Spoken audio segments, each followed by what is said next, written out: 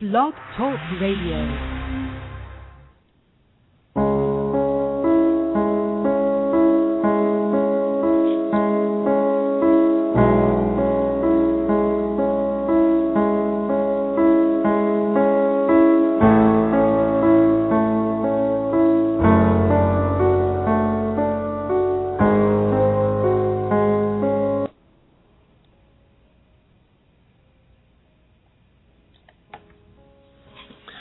Good evening, good afternoon, or good morning, ladies and gentlemen. This is Stefan, your Patrick Come Lately.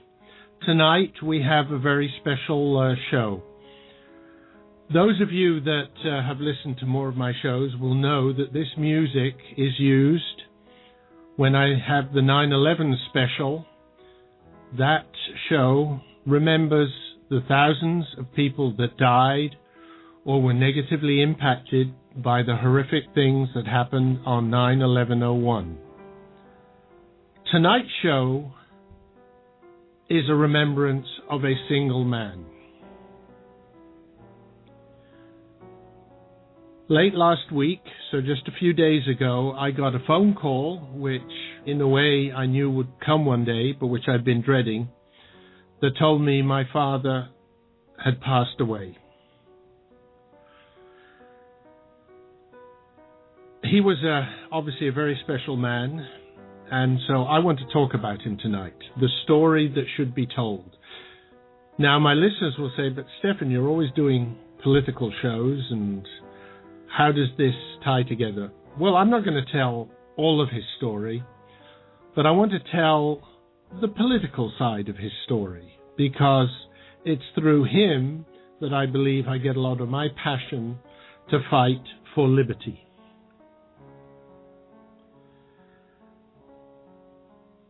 So, if my listeners will indulge me, I'd like to talk about this very special man.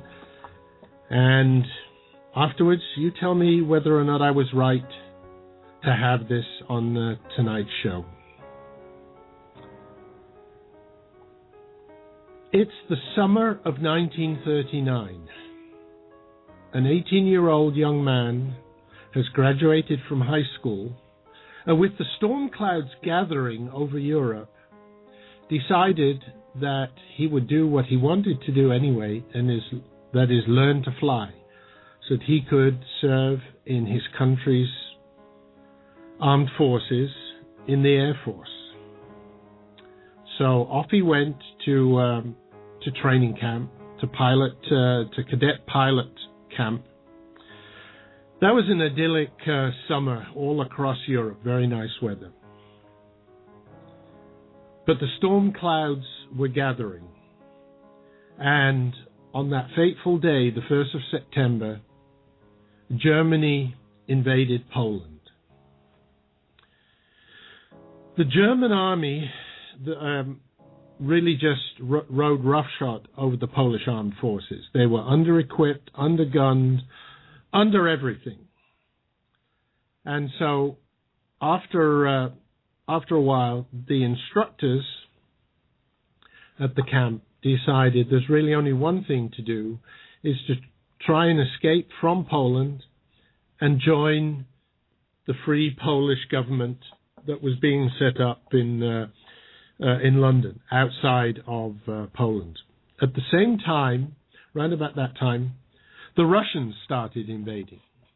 So here were these young recruits and some instructors being threatened from the west and from the east, these massive armies rolling across the countryside towards them. The instructor said, well, what we'll do, we'll take the planes and we'll fly ahead, and you cadets follow in a bus, and we'll meet up at the next point. They had to do that because they couldn't fly everyone, because communist sympathizers had started disabling some of the planes. So anyway, some of the instructors took the planes and they started heading south towards Romania. Of course, the big thing as you're crossing Poland, and it's a pretty big country, the big thing is that you need fuel. And so they were basically going from town to town, to village, looking for fuel.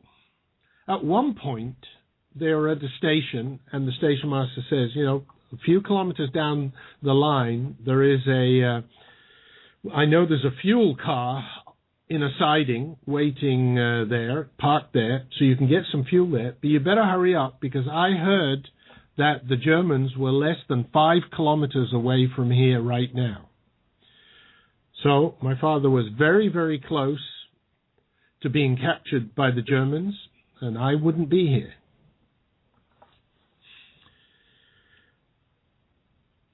Luckily, they didn't cross paths with the Germans or the Russians, and they were able to escape into Romania. Once in Romania, most of the Poles got interned in camps. They got put in camps. Romania at that time was still supposedly neutral, and the rules of those days were that you kept any combatants in a camp so that they couldn't help either side. My father didn't really want to get stuck for the rest of the war in an internment camp. So on one day he said, I have to go to a hospital for some treatment, walked out of the camp and walked straight past the nearby hospital and got on a train and started heading towards France. The train went across the countryside, Romania, what used to be Yugoslavia, and before then was also other states, towards Italy. And I believe it was in Italy that he had an accident. He didn't get off the train to change trains for France at the right point. So he stayed on the train and was going off kind of in the wrong direction. Was he lucky? All the Poles that got off the train and got onto the correct train for France were actually arrested by the Italians and also put into a camp and basically treated as prisoners of war. And so either were there in a camp for the rest of the war or got shipped back to Poland, and who knows what happened to them. So my father was lucky. He didn't get arrested on that, and he made it to France, and from France across to the UK. Once in the UK, he joined the Polish Air Force.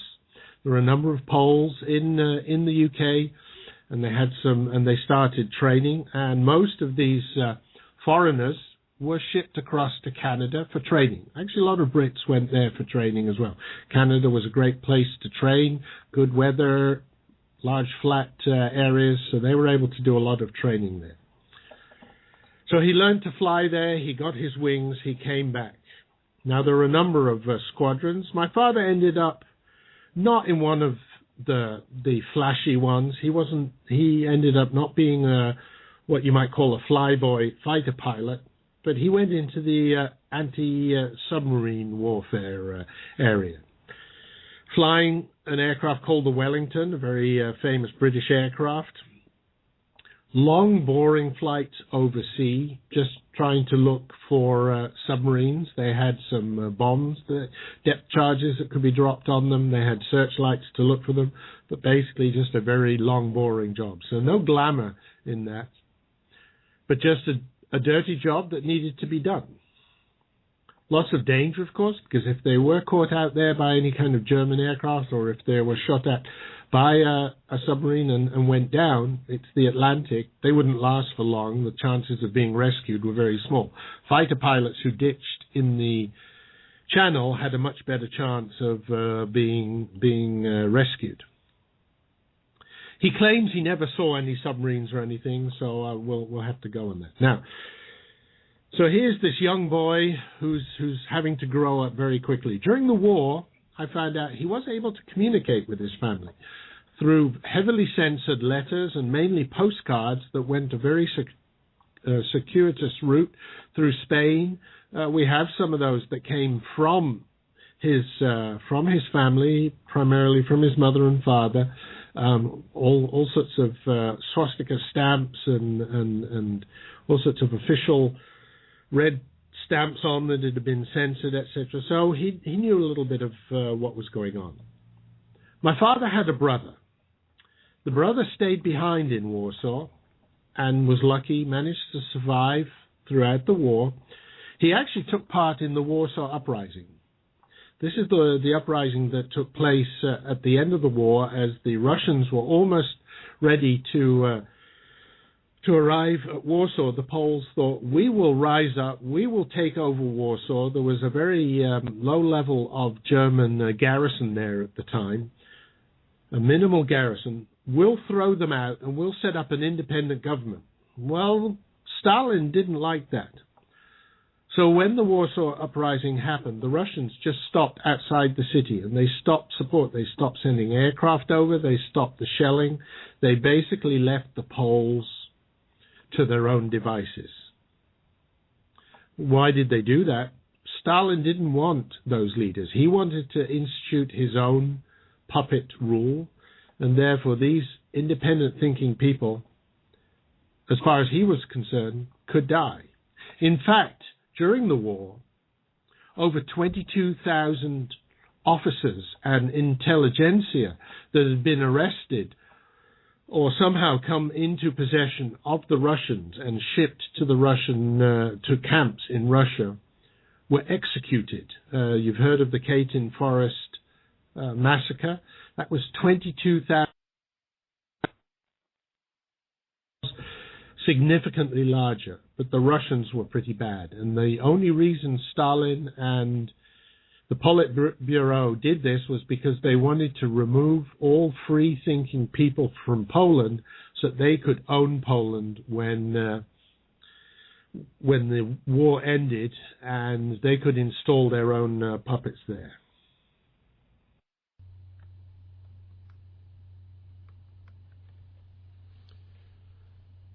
The British and Americans sent planes across without the permission of the Russians. In fact, the Russians sometimes even shot at those planes, trying to supply arms and food. But it was a very long flight. They had to fly across Germany.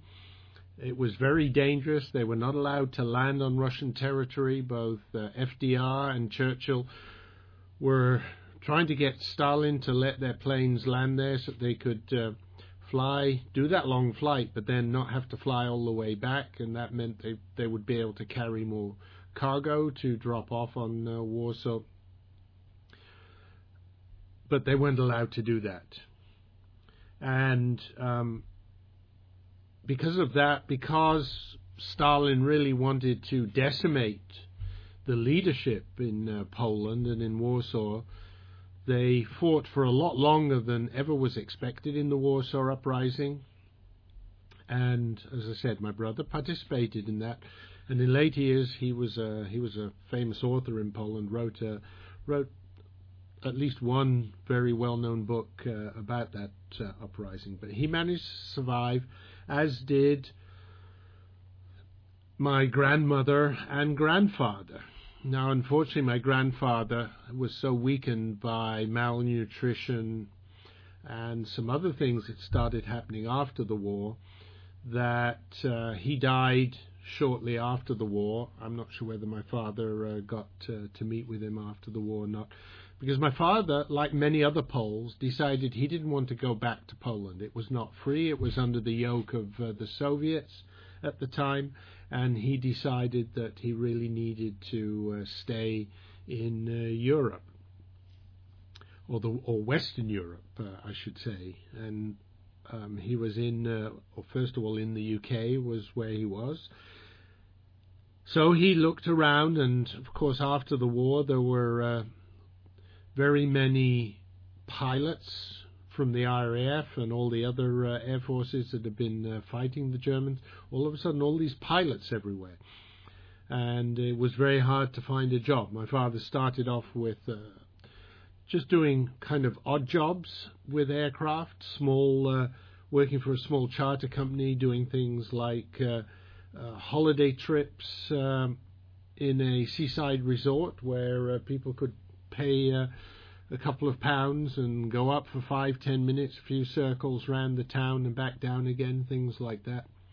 But finally, he did hear that the Dutch airline was looking for pilots, and so with a number of other non-Dutch pilots, he moved to Amsterdam and took his wife. By then he'd met an English girl and got married and moved across to the Netherlands. Of course, because of that, that's actually where I was born, as was my brother.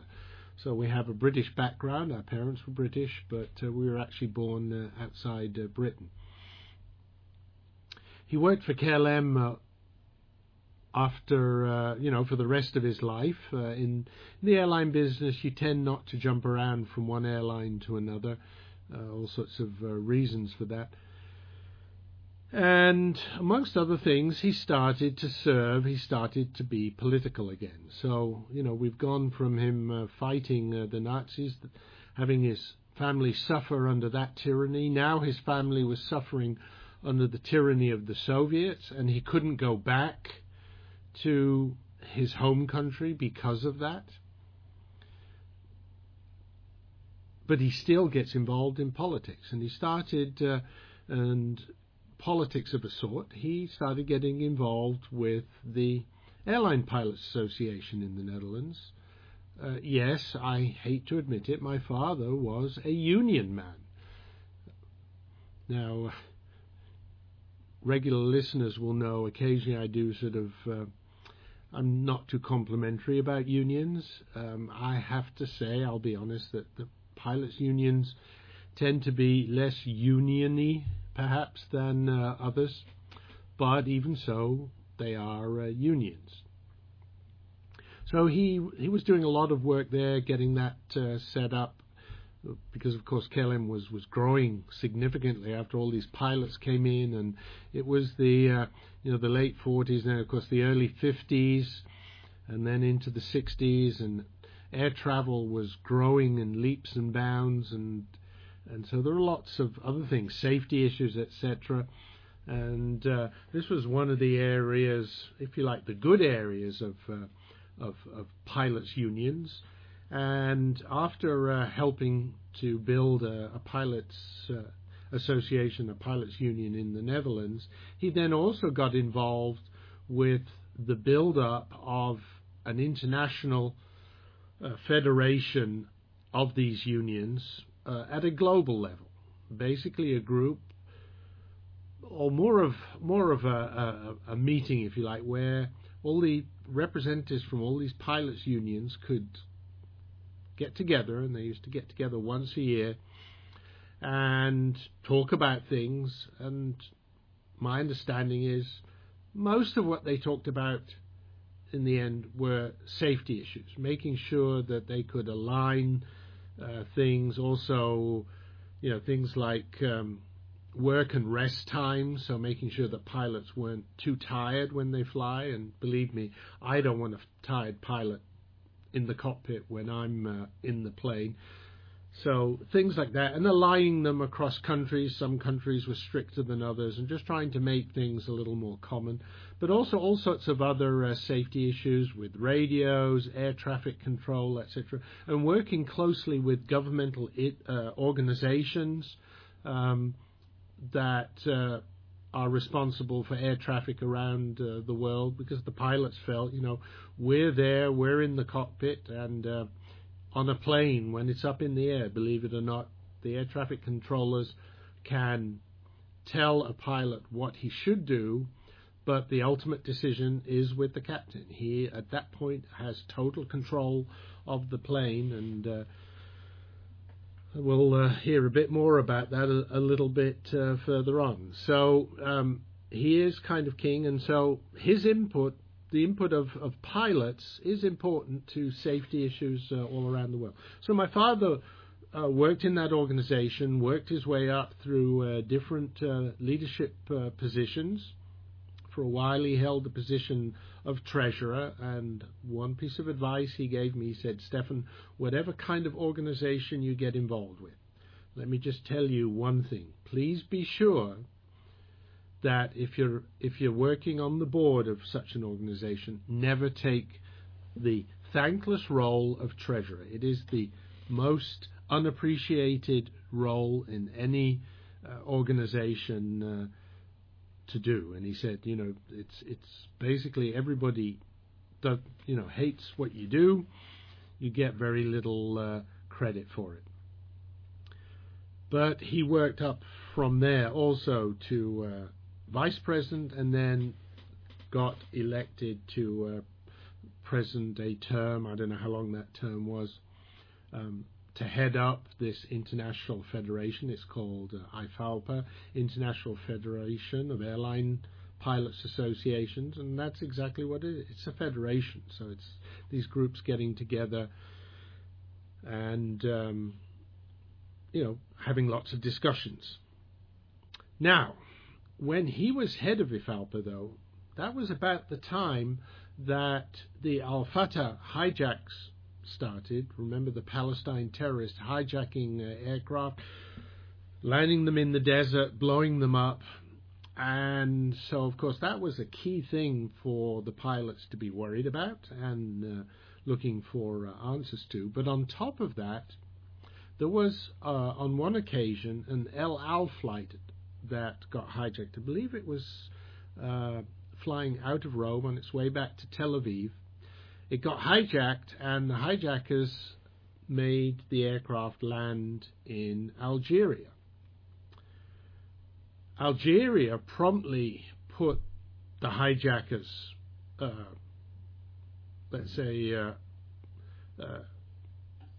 under arrest, but they also held on to the El Al crew. Now, in previous things, this was sort of unheard of, that you would actually, in a way, be arresting the crew. And Algeria said, well, we're not actually arresting them, we're just holding them here while we investigate all of this. But put plain and simply, they were pretty much under hostage, because, of course, Algeria was under pressure from some of the other Arab nations not to let the crew go, because they did see Israel as the enemy. So there was a lot of politics going on there. And, of course, into all of this, we have the pilots who say, well, we can't allow this to happen, because otherwise our lives are in danger. And my father, as the head of IFALPA, was tasked to actually go to Algeria and to negotiate the release of this El Al crew. He visited with them.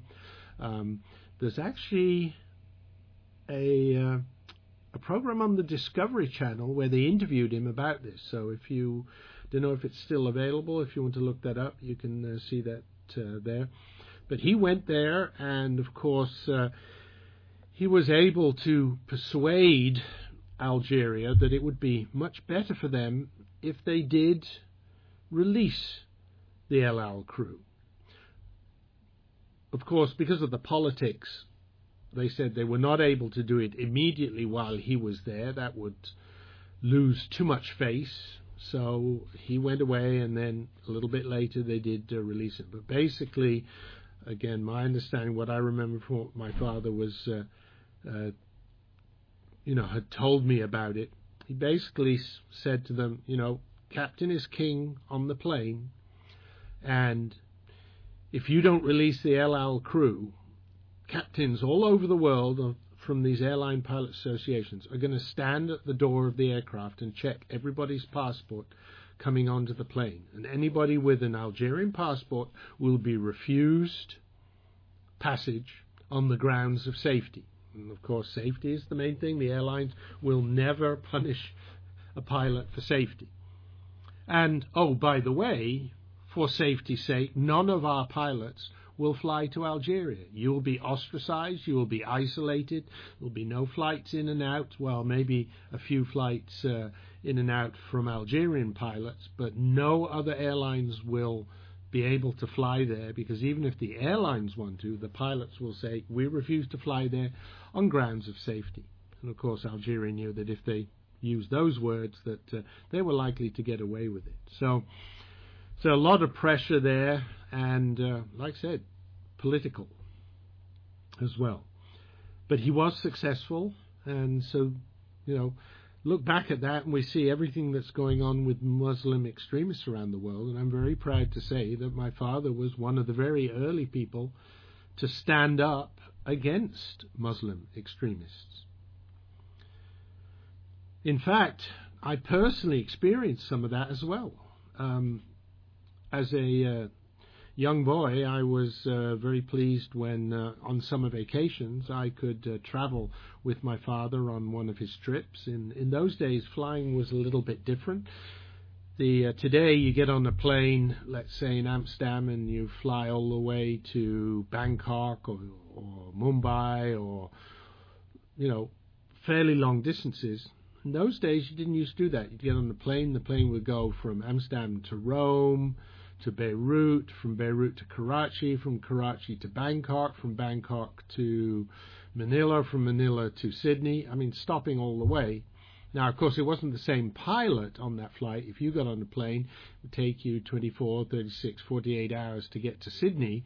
It wasn't the same pilot all the way down there. What would happen? There'd be one or two stops, and then the pilots would get off, and a new crew would come on.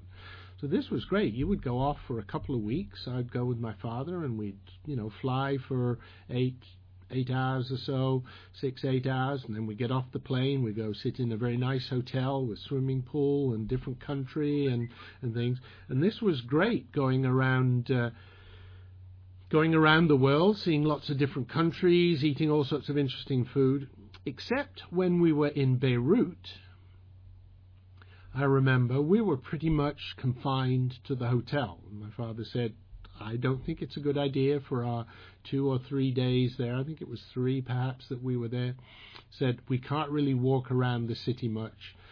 We did a little bit, but only half an hour or so. So I never really got to see Beirut other than one hotel, because we were pretty much stuck to the hotel, because he knew that there were people who were not so happy with what he'd done in Algeria. So, of course, that contributed a lot to safety. Wasn't perfect, of course. Let's face it. We still have all sorts of problems with people taking over planes. Look at 9/11. But he and other pilots at the time did their best to at least set a tone that we weren't going to allow all of this to happen completely uncontrolled. After he finished at Falpi, he just went back to normal flying, and then finally the day arrived when he retired. And once he retired, of course, he didn't sit around doing nothing.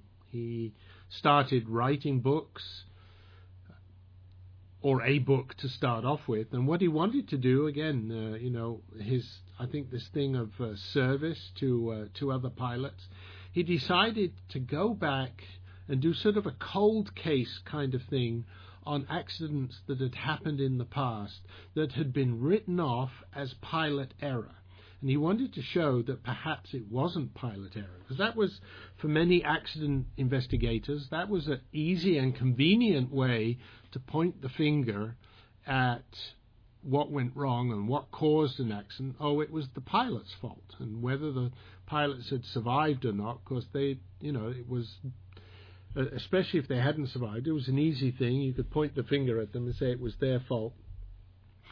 And as a pilot, and as a pilot's representative, of course, he didn't think that was right. So he wrote a book, I think about 6 or 8 different accidents that he looked into and explained what he thought actually happened. Now, again, it's not as if any decisions are going to get overturned, but he came up with some good alternative arguments to a lot of these, and I'm rather proud to say I helped him a little bit on that book.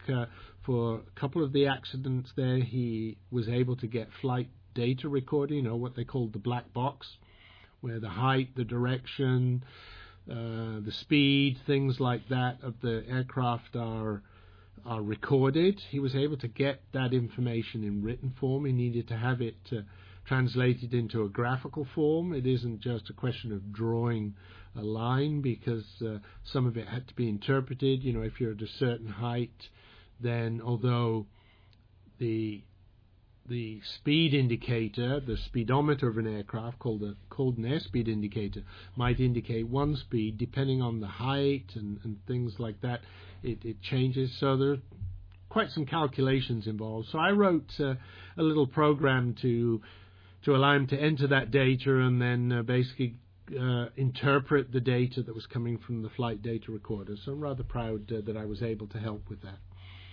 And he wrote this book, and it was, I think it was self-published, but it was quite successful, and you can look it up. If you look up Bartelsky on Amazon, I think you'll find the book there. I'm not sure if it's actually available new anymore, but maybe second-hand versions.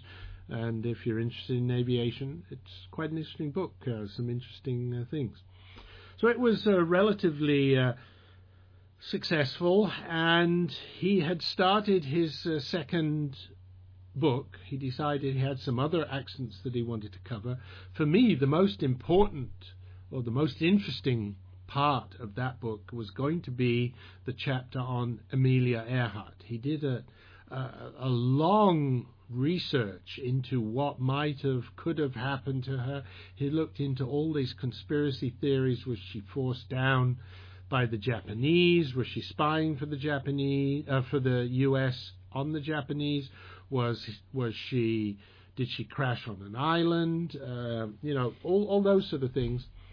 And basically, his end decision on that was actually that no, she did get off course. She wasn't able to find Howlett Island, which was the island that she was heading for, a very small dot in the ocean. And he even went to things like Google Earth and basically input the height that she would have been flying at, the distance away, and then looking, getting a picture on the screen to see how easy or difficult it would have been to see the island. And basically she had wandered a little bit off course unexpectedly because there was an unknown wind stream at that time, and he interpreted some of the signs from pictures of the day and said there is a good chance that this is what happened.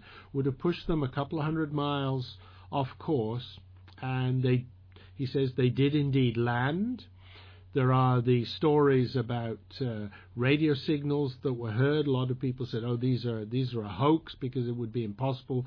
If she ditched the plane, then her navigator wouldn't be able to use the radio. Well, he went and did research into the Lockheed Electra that she was flying, and basically came up with the fact that if it did ditch, especially with fairly empty fuel tanks, it probably would have floated for at least a couple of days, but probably not much more than that. So he roughly calculated how much she would have been off course, roughly calculated where she would have ditched, and then based on the then prevailing currents, sort of said, and giving it, let's say, 24 to 48 to maybe 56 hours before it would sink, then this is roughly where it should be. And I think that might be something that we need to get. Is it Jeff Ballard, who discovered the Titanic and did that? Sent down the remote vehicle to film it.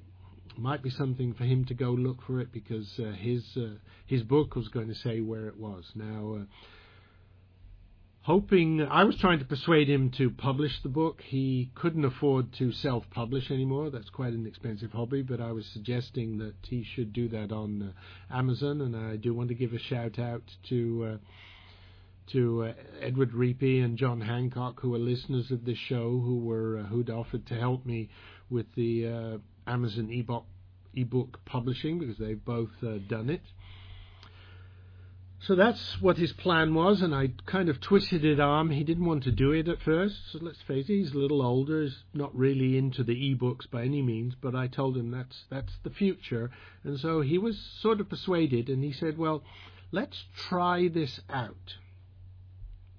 And I said, okay, well, how do you want to try it out? He said, well, a few years ago I wrote a novel about a pilot who gets involved in an aircraft accident that turns out not to be what it was, and so it's a kind of a thriller, but it's also about investigating aircraft accidents and flying and all those sort of things. And so I said, okay, well, send me the book. And he said, okay, I've got to clean it up a bit, but after he cleaned it up, he sent it, and we were going to use that as a test run, if you like. he was actually very excited about it. I've been speaking with him over the last few weeks. He sent it to me about 3 weeks ago. I have read about 3/4 of it, didn't get all the way through. And the Sunday before he died, we were talking about it and, getting a cover made for it. My brother's daughter was going to design a cover for him and everything. And the book itself, so he was really excited about that, and so it's such a shame that he wouldn't see it published. But I am going to try and publish it posthumously as well. This one is a complete book, so it just needs still a little bit of tidying up, but can probably do that. And I'm not going to work. I put it aside for the moment. It's a little bit difficult to read it now, but in a few weeks I'll get back to it and then tidy it up. I'll get some editing done, have some people have a look at it, and then hopefully get it out there. And there's some interesting things in the book, because there's little snippets in there that surprise me, that I sort of read between the lines and say that's obviously from experience, and give me insight into the father that I had, and show a lot of different things. So anyway, so that's going to be interesting. On it, obviously, with the circumstances now, I want to put it aside for a few weeks, but after the funeral I will definitely start working on the book again and want to get moving on that. Okay. He was very proud about both of us, both of his sons. My brother was a ski racer, and he even moved to Austria to give my brother kind of a home base in the Alps. Obviously, most of the skiing takes place in the Alps, and so it was kind of in the middle of the Alps there. So as my son went from one ski race to another, he had somewhere that he could stop off. After my mother died, he returned to the UK. He lived in Wimbledon. He was involved in RAF, Polish Air Force, and prisoner of war causes. You may remember the movie The Great Escape. Well, of course, that was based on a true story. And he actually went back to Poland with some of the survivors to visit the remains of the camp. So, as I said, I asked some indulgence from my listeners, because I normally do political shows and sort of say, well, what's political about this? Well, my father used to laugh about my political activism. But with his fight against Nazi tyranny, against the Soviet tyranny, his refusal to bow down to the Soviets, standing up to his Islamic terrorists, his work in Ifalpa, believe me, any kind of big organization like that, whether it's at a national level or an international level, is all very political. He was a political guy. So I think, while he joked about it, he knew that it was in my blood, and it was the blood that he had given me. Thank you, Dad.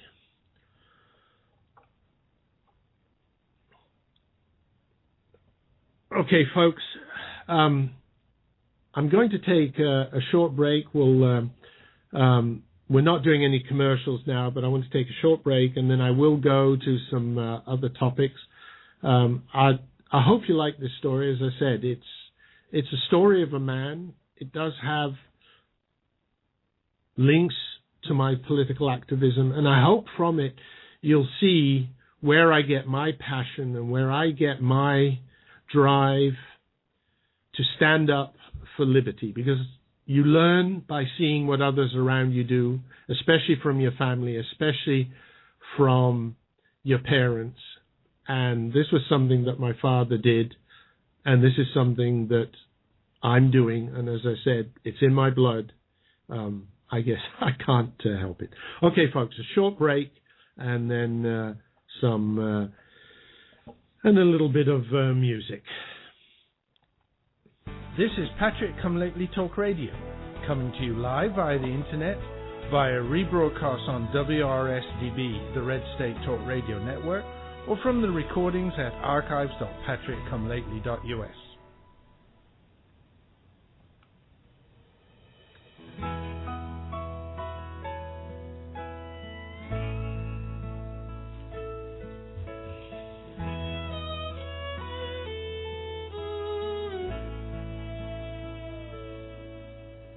public school in 4th grade in 1961. We'd start each day the same way, say the 23rd Psalm. We'd pledge allegiance to the flag, recite the golden rule, and the 10 Commandments proudly hung in the hallway of the school. Every time there was a gathering, someone would always pray. There was no doubt that back then, God bless the USA. Now it seems we turned our back on God, so we say, in God we trust. And I wouldn't blame him in the least if he turned his back on us. How many cried his holy name when the terrorists attacked? You know the devil and his gang will keep on coming back. What's next for us? What does it take to make us understand? We need to take this country back and put it back in God's hands.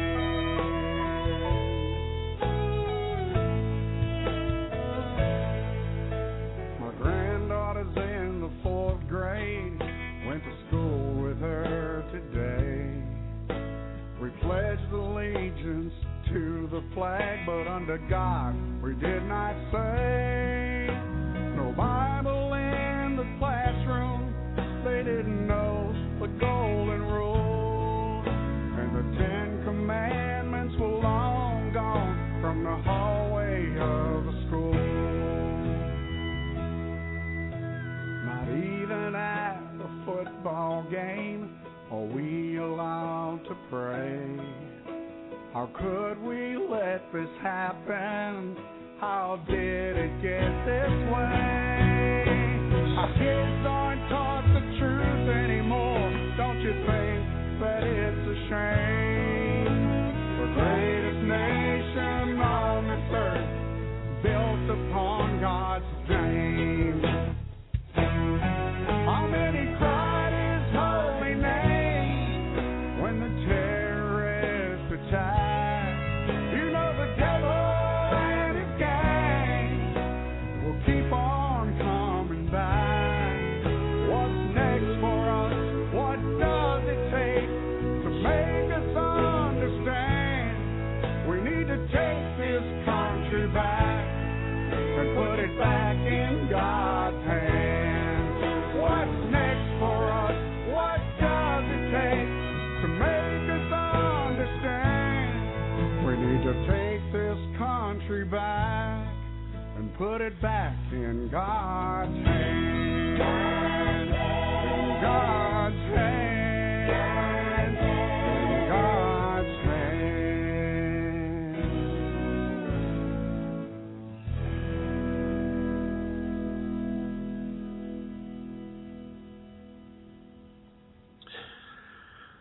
And I chose that song while the words aren't particularly referencing my dad, but that's where my dad is today now, in God's hands, and with the rest of his family. I'm sure he'll be very happy. And so, in his honor, like I said, as he used to laugh about my political activism, the second half of the show, I will go back to pretty much my normal political activism. And Dad, this is for you. Okay, now here's something that I found rather interesting. It was it was not a letter, but it was a description of a medical appointment on the internet by a vet. And he says, for all returning vets who have been declared a possible terrorist threat by the Department of Homeland Security, here's the way to answer all those awkward questions you get at the doctor's office. This is an old Marine who went to the doctor. And let me just read this because this is really quite a hoot. I visited a physician last week who was quite enthusiastic. It was a new doctor in the practice, a young lady. She was obviously a liberal by her dress and manner. I was thinking of hitting on her, but I don't like the phrase she used. You remind me of my grandfather. She asked me what was wrong, and I replied, I have a cut on my leg, and I think it may be getting infected. She said, okay, before we start, I have to ask you a few questions. Are you allergic to any medications? No. She said, do you have any guns in the house? I said, huh? She replied, guns. Do you have any guns in the house? I asked, why? She said, I've got to ask this question. It is required under the Affordable Care Act. I asked, what are you going to do with the data? She said, we compile it, amalgamate it, submit it to the government. I said, well, I have a Tommy gun. I let my kid Tommy play with it. She said, what's a Tommy gun? I don't think that's the kind of gun they are concerned with. With that, I knew I had a live one. I said, it's similar to a BAR, but a little heavier and shorter. I have a BAR also. She said, a BAR? I said, yes. She looked puzzled. Then she brightened up and asked, do you have any assault rifles? I attempted to look puzzled and said, I don't know. What is an assault rifle? She said, that's a gun that's used in wars. Oh, I said, as a matter of fact, I do. I have a replica of a Revolutionary War musket. She began to look a little exasperated. I pretended not to notice and kept up the appearance of trying to be helpful. She said, do you have anything more modern than that? I replied, well, yes, I do. I have a replica muzzle loader from the Civil War.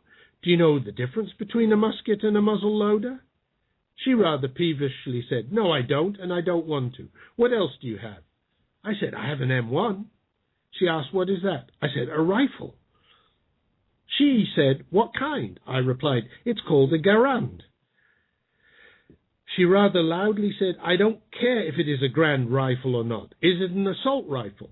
To which I replied, I don't know. I don't know what an assault rifle is. You said it's a rifle used in war, yet you say that my musket and muzzle loader are not assault rifles. She calmed down a bit and asked, anything else? Yes, I have an MG.30 and an MG.50, and I'm also part owner of an Apache, but they're not rifles. She said, well, then I'm not interested in them. Anything else? I said, well, I have a 12-gauge and a 20-gauge pump. They're not rifled, though. She said, I'm not interested in pumps. I'm interested in guns.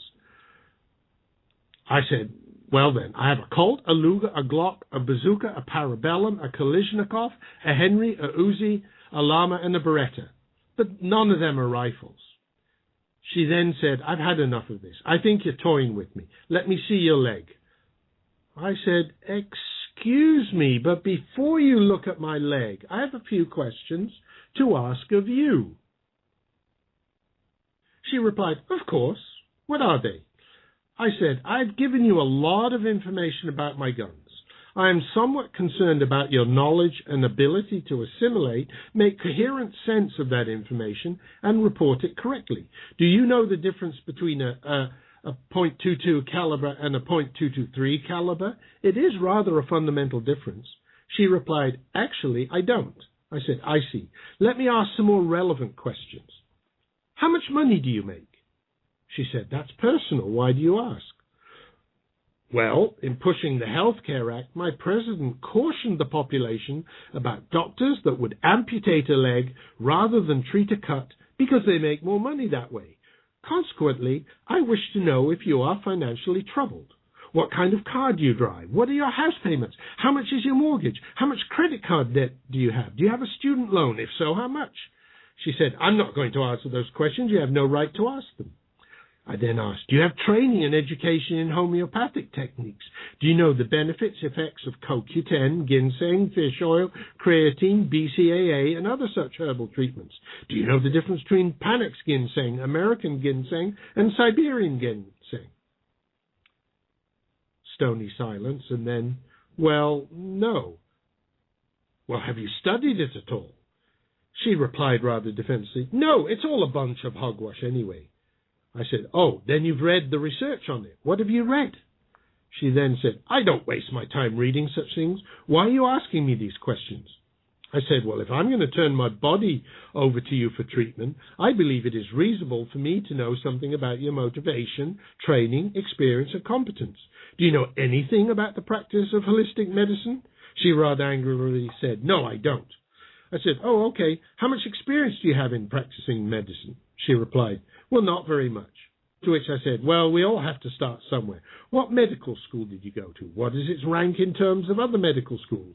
Where did you intern and where do you do your residency? What is the rank of the hospital where you did your internship and residency? She rather peevishly said, all my credentials are posted in the waiting room. To which I said, really? The rank of your medical school is posted in the waiting room? Do you have any experience with leg injuries? If so, how much? I guess that was too much for her. She rather crossly said, I think it would be best if you saw a different doctor, and started to leave the room. You know, doctor, you asked me irrelevant questions about my guns, and I answered them. Whether or not I own guns is really none of your business and has absolutely nothing to do with any treatment you might prescribe.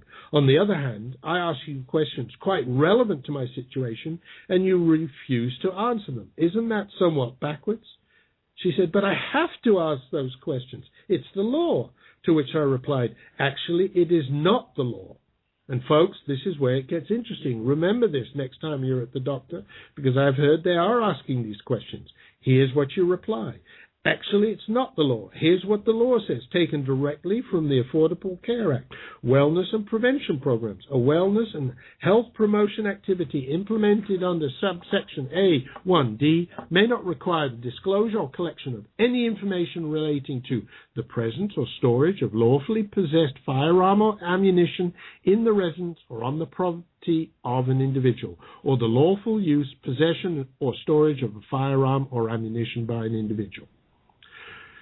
Limitation on data collection. None of the authorities provided to the Secretary under the Patient Protection and Affordable Care Act or an amendment made by that act shall be construed to authorize or may be used for the collection of any information relating to the lawful ownership or possession of a firearm or ammunition, the lawful use of firearm or ammunition, or the lawful storage of a firearm or ammunition. And, of course, you can go online and verify this if you want to wade through the Act. So the Marine went on to say, as you can see, you have broken federal law twice, once by asking and once by collecting data. It is perfectly legal for me to own guns. It is not legal for you to ask and or collect such data. You are breaking the law, and yet you are the one that is angry. Not only that, but you erroneously stated that you must ask such questions. And you did it in a very authoritative and convincing manner. You gave me false information, which I then acted upon by answering your questions. On that basis, how can I be expected to trust your medical judgment? When I attempted to ascertain your medical competency, you became defensive and hostile. There's really no need for me to see another doctor in this practice. I'll go somewhere else where my privacy is respected and I can trust the information I receive. Semper Fi, Marty, Colonel, U.S. Marine Corps, retired. Folks, don't you think that's really good for a laugh? But remember it, there's a good grain of truth there. If you get asked those questions, you can legally refuse to ask them, and you can tell them they're breaking the law, even asking them.